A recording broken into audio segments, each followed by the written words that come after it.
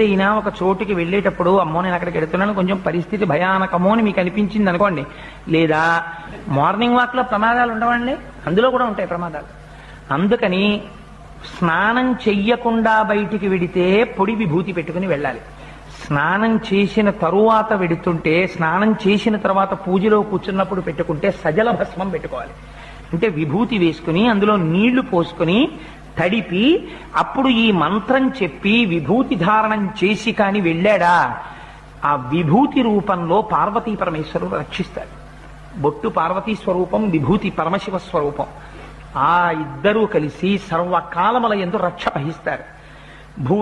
భూతి భూంతకరీ పవిత్ర జననీ పాపౌఘ విధ్వంసిని సర్వోపద్రవనాశని సర్వార్థ సంపత్కరీ భూత ప్రేత పిశాచ రాక్షస గణారిష్టాది సంహారిణి. ఏదైనా ఒక చోటుకి వెళ్ళేటప్పుడు అమ్మో నేను అక్కడికి వెళ్తున్నాను కొంచెం పరిస్థితి భయానకమో అని మీకు